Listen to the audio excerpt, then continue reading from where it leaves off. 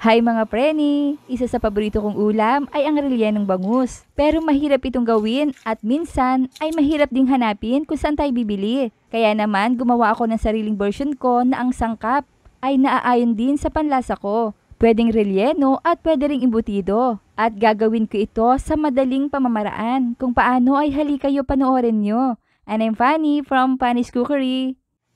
Ipinaboneless ko na ito sa palengke, libre lang kasi. O di ba ang dali lang? At para sa kompletong listahan ng mga sangkap ay panoorin ang video hanggang dulo. Hiniwa ko ito sa gitna. Lagyan ng tubig ang steamer at i-brush natin ang steamer plate with oil.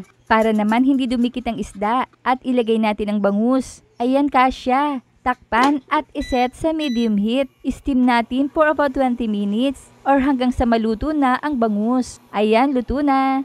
I-remove natin from steamer at ilagay sa tray. Palamigin, then i-shred natin kapag malamig na. Mainit pa ito mga preni kaya naman ginagamitan ko pa ng tinidor. Mas mainam kung malamig na talaga bago ito i-shred. Ayan, tapos na. Said na said ang tinik nito. Hiniwa ko na rin ang mga sangkap. Kagaya nitong carrot, i-grind lang natin or i-chop lang natin hanggang sa maging pino. Napakabilis, seconds lang ay tapos na. Ganon din naman itong mga sibuyas na siguradong hindi ka iiyak dito. Ilagay lang natin dyan. Then luya at bawang. Nilagyan ko ng luya para makabawas ng langsa. O diba kabilis? Tapos na. Wala pang kalat. Syempre lagyan din natin ng green peas, bell pepper, at raisins. At syempre meron din naman akong tokwa na talaga namang bagay isama sa bangus. Gaya ng sabi ko kanina mga preni, ito ay sariling version ko kaya naman bahala na kayo sa mga sangkap na nais nyong ilagay. At kung gusto niyo itong gayahin, ay syempre masaya ako dun. Lagyan natin ng pampalasa na ito naman ay tama lang din sa panlasa ko. Paghaluin lang natin ang mga ito hanggang sa mag-combine. Lagyan ng 3 eggs. Haluin para kumalat ng pantay. At lagyan natin ng 3/4 cup of cornstarch na ito naman ay magpapakapit sa ating meat mixture. Haluin mabuti. O diba mga preni, ang ganda ng mixture natin. Pagkatapos ay ihanda na natin ang aluminum foil kung saan dito natin ito ibabalot.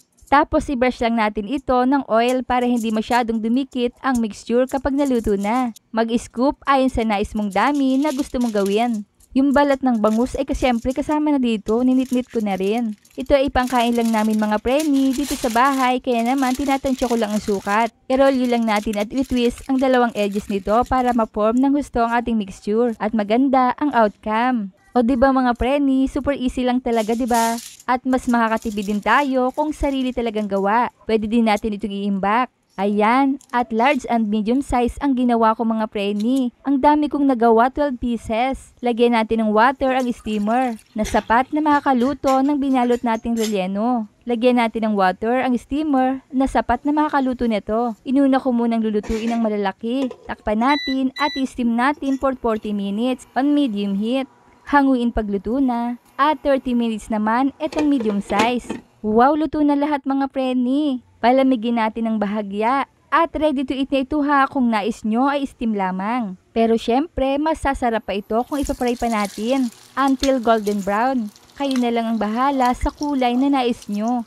Ay wow, grabe ang bango mga preni. Hanguin na natin. Ayan, at slice natin as desired. Kung nakaabot kayo sa punto ng bidyong ito, ay mga tagasan naman kaya ang nakapanood ng video kong ito. Hello po sa inyo at maraming salamat. May ketchup pa tayo ha. Ito yung sinasabi ko mga preni. Hindi man kapareho ng estilo ng nakasanayan nating kainin. Pero ang lasa ay walang pinagkaiba, ganun pa din. Since sariling version ko ito, kaya naman ang mga sangkap ay base lamang din sa gusto ko. Kainat po tayo mga preni. At promise, recommendable recipe ito, try nyo na rin.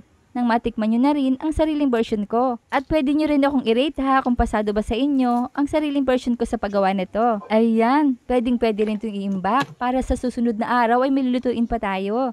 Kaya kung hindi pa kayo nakapollow sa aking page ay i-follow nyo na ako para updated kayo sa mga reseping ibabahagi ko pa.